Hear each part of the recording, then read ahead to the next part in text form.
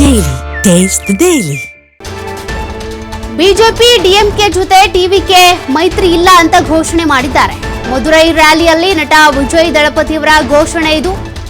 BJP ಹಾಗೂ DMK ಜೊತೆ ನಾವು ಮೈತ್ರಿಯನ್ನ ಮಾಡಿಕೊಳ್ಳೋದಿಲ್ಲ ಅಂತ ನಟ ವಿಜಯ್ ಅವರು ಈ ರೀತಿ ಘೋಷಣೆ ಮಾಡಿರೋದು. ನನ್ನ ಸಿದ್ಧಾಂತ ಬೇರೆ, ಅವರ ಸಿದ್ಧಾಂತ ಬೇರೆ. ನಾನು ಸಿಂಹ, ನನ್ನದೇನಿದ್ರು ಏಕಾಂಗಿ ಹೋರಾಟ. ಚುನಾವಣೆಯಲ್ಲಿ ಏಕಾಂಗಿಯಾಗಿನೇ ಹೋರಾಟ ಮಾಡ್ತೀನಿ ಅಂತ ಮಧುರೈನಲ್ಲಿ ಟಿವಿಕೆ ಪಕ್ಷದ ಸಂಸ್ಥಾಪಕ ವಿಜಯ್ ದಳಪತಿ ಹೇಳಿಕೆ ಕೊಟ್ಟಿದ್ದಾರೆ. ಬಿಜೆಪಿ ಜೊತೆಗಾಗ್ಲಿ ಅಥವಾ ಡಿಎಂಕೆ ಜೊತೆಗಾಗ್ಲಿ ನಾವು ಮೈತ್ರಿ ಮಾಡ್ಕೊಳ್ಳೋದಿಲ್ಲ. ನನ್ನದು ಏಕಾಂಗಿ ಹೋರಾಟ, ನಾನು ಸಿಂಹ, ಹಾಗಾಗಿ ನನ್ನದೇನಿದ್ರು ಏಕಾಂಗಿ ಹೋರಾಟನೇ ಇರುತ್ತೆ ಅಂತ ವಿಜಯ್ ದಳಪತಿ ಅವರು ಈ ಕಾರ್ಯಕ್ರಮದಲ್ಲಿ ಘೋಷಣೆ ಮಾಡಿದ್ದಾರೆ.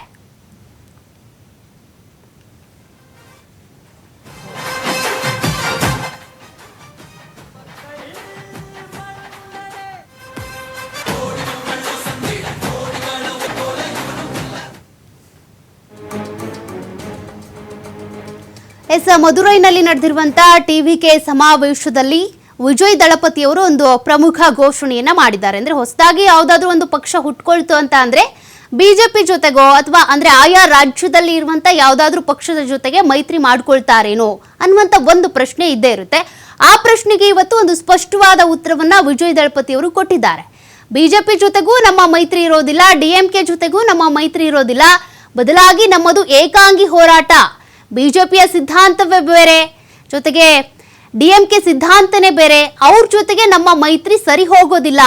ನಾನು ಸಿಂಹ, ಹಾಗಾಗಿ ನನ್ನ ಹೋರಾಟ ಏನಿದ್ರು ಏಕಾಂಗಿಯಾಗಿನೇ ಹೋರಾಟ ಇರುತ್ತೆ ಅಂತ ವಿಜಯ್ ದಳಪತಿ ಅವರು ಇದಕ್ಕೆ ಇದ್ದಂತ ಅನುಮಾನ, ಅಂದ್ರೆ ಡಿಎಂಕೆ ಅಥವಾ ಬಿಜೆಪಿ ಜೊತೆಗೆ ಟಿವಿಕೆ ಏನಾದ್ರೂ ಮೈತ್ರಿ ಆಗಬಹುದೇನೋ ಅನ್ನುವಂತ ಅನುಮಾನಕ್ಕೆ ಒಂದು ಸ್ಪಷ್ಟನೆಯನ್ನ ಇವತ್ತು ಕೊಟ್ಟಿದ್ದಾರೆ.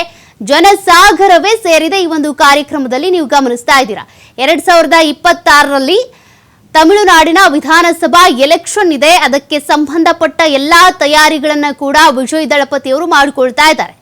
ಅವರು ಸಿನಿಮಾ ಕ್ಷೇತ್ರದಿಂದ ದೂರ ಉಳ್ಕೊಂಡಿದ್ದಾರೆ, ಸದ್ಯ ರಾಜಕೀಯವಾಗಿ ಸಕ್ರಿಯರಾಗಿದ್ದಾರೆ. அப்புறம் மழை பெஞ்சு எல்லாத்தையும் எடுத்துரும். ஏன் என் கூட இருக்கிறவங்களே கூட தான் சொன்னாங்க. அதுக்கப்புறம் என்ன நடந்துச்சுன்னு உங்க எல்லாருக்குமே தெரியும். இப்ப புதுசா ஒண்ணு சொல்ல ஆரம்பிச்சிருக்கிறாங்க.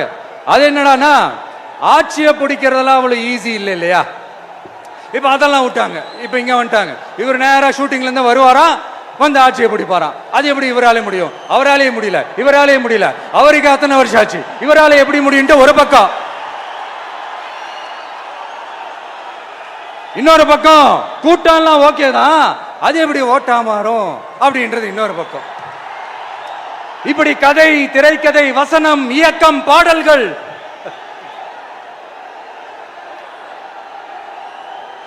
அதனால இந்த அரசியல் ஆய்வாளர்களுக்கு நான் சொல்றதெல்லாம் ஒன்னேதான், நல்லா கேட்டுக்கங்க.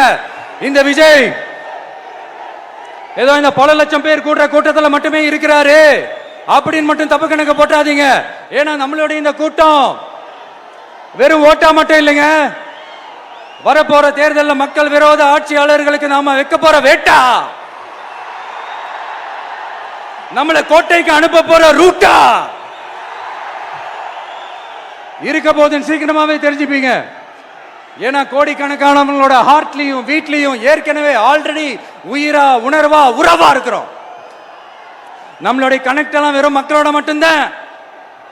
நாம யாருன்னு அவங்களுக்கு தெரியும், அவங்க யாருன்னு நமக்கு தெரியும். நாமளும் நம்ம மக்களும் எப்படி இருக்கிறோம்னு எதிரிங்களுக்கு நல்லாவே தெரியும். இருந்தாலும் இந்த விஜய் எதுக்குப்பா வந்திருக்கிறாரு? பக்கத்துல புஷியானதை வச்சுக்கிட்டு மாநாடுல எப்படி நடத்தி காட்ட முடியும்? அதெல்லாம் அவங்களால முடியாது. அப்புறம் மழை பெஞ்சு எல்லாத்தையும் எடுத்துரும். ஏன் என் கூட இருக்கிறவங்களே கூட தான் சொன்னாங்க. அதுக்கப்புறம் என்ன நடந்துச்சுன்னு உங்க எல்லாருக்குமே தெரியும். இப்ப புதுசா ஒண்ணு சொல்ல ஆரம்பிச்சிருக்கிறாங்க. அது என்னடானா, ಆಚಿಯ ಪುಡಿಕೆರದೆಲ್ಲ ಅವಳು ಈಸಿ ಇಲ್ಲ இல்லையா.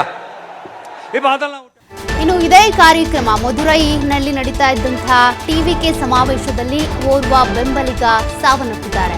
ರ್ಯಾಲಿಯಲ್ಲಿ ಅಸ್ವಸ್ಥಗೊಂಡಿದ್ರು, ಬಳಿಕ ಬೆಂಬಲಿಗ ಸಾವನ್ನಪ್ಪಿದ್ದಾರೆ ಎನ್ನುವಂತ ಅಪ್ಡೇಟ್ ಗೊತ್ತಾಗ್ತಾ ಇದೆ.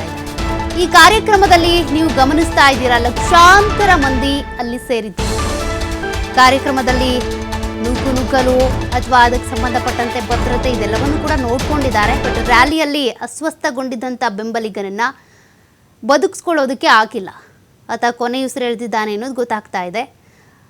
ನಿನ್ನೆ ಕೂಡ ಈ ವೇದಿಕೆ ನಿರ್ಮಾಣ ಮಾಡುವಂಥ ಸಂದರ್ಭದಲ್ಲೂ 100 ಅಡಿಯ ಧ್ವಜಸ್ತಂಭ ಬಿದ್ದಿತ್ತು. ಆಗಲೂ ಒಂದು ಅವಘಡ ಆಗಿತ್ತು, ಆದರೆ ಯಾವುದೇ ಪ್ರಾಣಾಪಾಯ ಆಗಿರಲಿಲ್ಲ.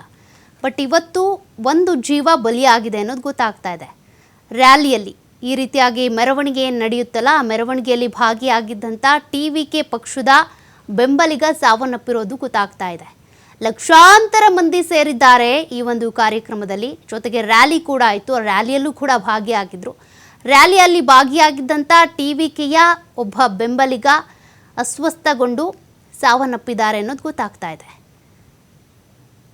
ಭಾವುಕರಾಗಿದ್ದಾರೆ ವಿಜಯ್ ದಳಪತಿ. ಒಂದು ಕಡೆ ಅಪಾರ ಜನಸಂಖ್ಯೆ ಸೇರಿದೆ, ಮತ್ತೊಂದು ಕಡೆ ಈ ಒಂದು ಕಾರ್ಯಕ್ರಮದಲ್ಲಿ ಓರ್ವ ಬೆಂಬಲಿಗ ಸಾವನ್ನಪ್ಪಿದ್ದಾರೆ. ವಿಜಯ್ ದಳಪತಿಯವರು ಈಗ ಫುಲ್ ಟೈಮ್ ರಾಜಕಾರಣಿಯಾಗಿ ಬ್ಯುಸಿ ಆಗಿಬಿಟ್ಟಿದ್ದಾರೆ. ಪಕ್ಷಕ್ಕೆ ಸಂಬಂಧಪಟ್ಟಂತೆ ಸಮಾವೇಶ, ಜನರ ಕಷ್ಟ ಸುಖಗಳನ್ನು ಆಲಿಸೋದು, ಎಲ್ಲೆಲ್ಲಿ ಏನೇನು ಸಮಸ್ಯೆ ಇದೆ ಅದ್ರ ಬಗ್ಗೆ ಆಲಿಸೋದು, ಇದರಲ್ಲಿ ಬ್ಯುಸಿ ಆಗಿದ್ದಾರೆ. ಬಟ್ ಬೃಹತ್ ಸಮಾವೇಶದಲ್ಲಿ ಓರ್ವ ಬೆಂಬಲಿಗ ಸಾವನ್ನಪ್ಪಿದ್ದಾರೆ.